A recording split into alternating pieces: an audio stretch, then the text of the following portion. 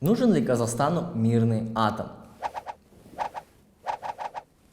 Так, стоп. Если все так плохо, так зачем это вообще предложили? Всем привет, с вами Ануар, и мы попытаемся вместе разобраться, что к чему в этом сложном вопросе. В основном критика этой идеи строится на аргументах вроде «взорвется» и «разворует».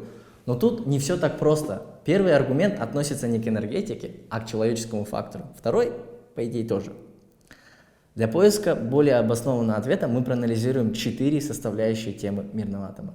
Экономика, экология, безопасность и рентабельность.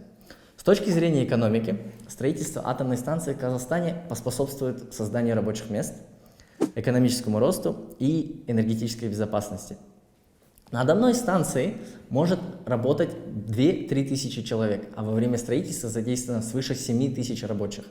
Тем не менее, рабочих мест будет создано гораздо больше, потому что эффект от реализации такого проекта не ограничивается одной отраслью.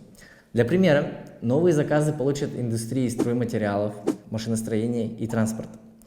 Вопрос: кто будет работать на самой станции? Физик-ядерщик – одна из самых сложных профессий для освоения. Сомневаюсь, что наша армия юристов и финансистов, в которую я сам вхожу, переквалифицируется на это направление. Иностранные специалисты не смогут эффективно обучить местные кадры. Им выгоднее самим работать на хорошо оплачиваемых местах и дольше на них оставаться.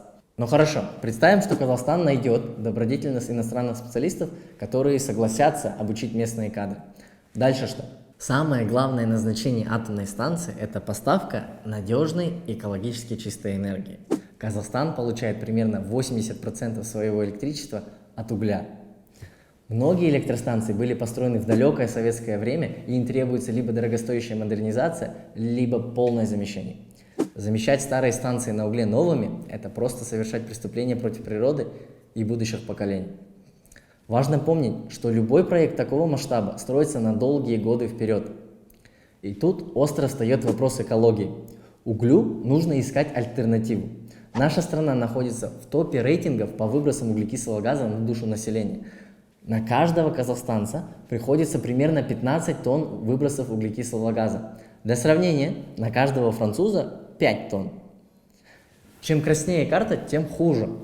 Многие считают, что Казахстан неприступен перед изменением климата. Мол, видите ли, мы не прибрежная страна и нас не затопят.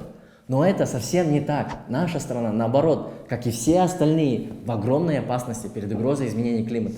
Понимаете? Вот Казахстан, и он является частью всей этой штуки под названием Земля. Он не существует отдельно от всего. С повышением температуры наша питьевая вода может просто испариться. Вспомните, как люди дрались за туалетную бумагу во время пандемии. И теперь представьте борьбу за воду. Что делать, чтобы всего этого избежать? Мы можем сократить выбросы углекислого газа. Вот это поворот! Кто бы мог подумать, что если что-то вредит природе, если перестать это делать, то ничего не будет вредить природе. А знаете самый большой источник углекислого газа в нашей стране?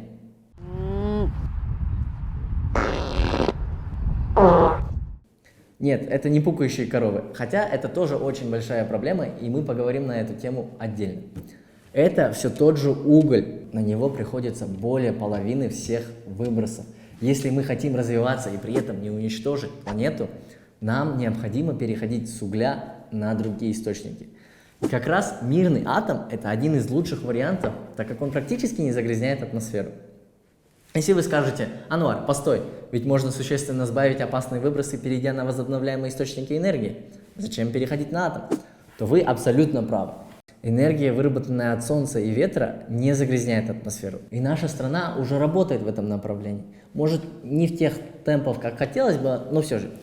Главное ограничение возобновляемых источников энергии – это их непостоянство и связанная с этим повышенная нагрузка на энергосеть. Для ее балансировки нужны технологии хранения, а простым языком – батареи. Однако батареи в промышленных масштабах стоят дорого и не скоро подешевеют. Атомная электростанция может помочь стабилизировать сеть и ускорить переход на чистые источники энергии. Но ни в коем случае не подумайте, что не нужно развивать возобновляемую энергетику. Это единственный вариант, где мы можем целостно развивать страну и поставлять энергию в отдаленное население. Еще одна отличительная черта ветряков и солнечных панелей – это их безопасность. Ну, разве что не для птиц. But there's a catch. Птичку жалко. А насколько безопасна атомная станция? Да, многие уже сказали, что после взрывов в Арысе и Тарасе с мирным атомом уже нужно завязывать. Но все же, давайте попытаемся детальнее разобраться именно в безопасности атомных станций и связанных рисках. Для начала развеем несколько мифов. Во-первых, утверждает, что атомная станция будет производить огромное количество радиоактивных отходов, и что потом нам с этим делать? На самом деле, средняя АЭС, которая могла бы обеспечивать потребности 1 миллиона человек, производит только 3 кубических метра высокоактивных отходов в год. Для сравнения, угольная электростанция той же мощности производит около 300 тысяч тонн золы и более 6 миллионов тонн углекислого газа в год. Во-вторых, есть убеждение, что АЭС может взорваться как атомная бомба. Но это невозможно. Они сделаны по совсем разным технологиям и используют разные материалы. С таким же успехом можно полагать, что машины можно заправить полиэтиленовым пакетом вместо бензина. Мол, они сделаны из того же материала, из нефти. Попутное с этим ошибочное убеждение, что атомные станции по своей природе опасны.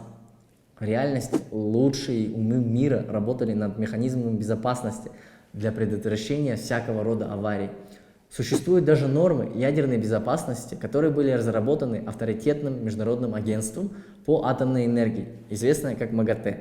В истории атомной энергетики было 2 известных аварии – Чернобыль и Фукусима. Это единственные крупные аварии, которые произошли за 6 десятилетий эксплуатации атомной энергетики в 36 странах. В обоих случаях катастрофического исхода можно было бы избежать, если бы не человеческий фактор. И это приводит меня к следующему пункту о безопасности и рисках. Самую большую опасность представляет не технология, а именно человеческий фактор. Те же взрывы на юге страны можно было бы избежать, если бы соблюдались все правила безопасности. Имеется риск не только халатного обращения при эксплуатации или транспортировке ядерного топлива, но и при строительстве самого объекта. Назовите мне один крупный объект, который вовремя и в полном объеме у нас сдали. Назови! Нет, я жду! Задержки в АЭС сделают проект экономически невыгодным, о чем и пойдет речь. Рентабельность проекта. Один из главных аргументов сторонников мирного атома – это то, что подобные проекты существуют в развитых странах. Однако, само наличие атомных станций не означает их финансовую состоятельность. Согласно анализу издания Bloomberg, ядерный сектор США теряет почти 3 миллиарда долларов ежегодно. Всему причина – дешевый природный газ и все более доступные возобновляемые источники энергии. Несколько штатов пытались субсидировать ядерную генерацию и использовать различные механизмы поддержки, но тем не менее они все столкнулись с трудностями. И теперь эта проблема до сих пор у них обсуждается. Немецкий институт экономических исследований пошел еще дальше и вовсе утверждает, что ядерная энергетика никогда не была финансово жизнеспособной. Их анализ показал, что большинство АЭС было построено при значительных субсидиях и часто мотивировалось военными целями. И это не является хорошим решением для проблемы изменения климата. В Берлине подсчитали, что с 1951 года средняя электростанция мощностью 1000 мегаватт понесла убытки в размере 7,7 миллиардов долларов. Можно утверждать, что в Казахстане атомная генерация будет стоить дешевле, поскольку мы являемся одним из ведущих экспортеров урана и производителей. Ведь есть уже налаженная цепочка поставок ядерного сырья от Казатомпрома. Следовательно, Казахстан не будет переплачивать за топливо для атомных реакторов. Хорошо, но уран – это только операционная часть расходов АЭС, а львиную долю занимают капитальные затраты. Мы сейчас не будем расписывать финансовую модель этого проекта, но даже при поверхностном анализе встает очевидный вопрос – как за это расплачиваться? В Казахстане тарифы на электроэнергию устанавливаются не рынком, а правительством, поэтому без субсидий станции явно не справятся. Хотим ли мы платить за атомную энергетику просто для того, чтобы сказать, что она у нас есть? Что мы имеем из всего этого? С точки зрения экологии, мирный атом – это несомненный плюс, а в плане экономики это уже плюс с натяжкой. Названные риски – это явные минусы. Добавив к этому маловероятную рентабельность проекта, то мы видим 2 жирных минуса против АЭС. Есть, кстати, еще и политическая безопасность. Если станцию построит другая страна, какая бы дружелюбная она ни была по отношению к нам, мы рискуем потерять нашу энергетическую независимость. Окей, визуально это выглядит как дилемма из равенства плюсов и минусов. Но есть еще один аспект, и это энергоэффективность.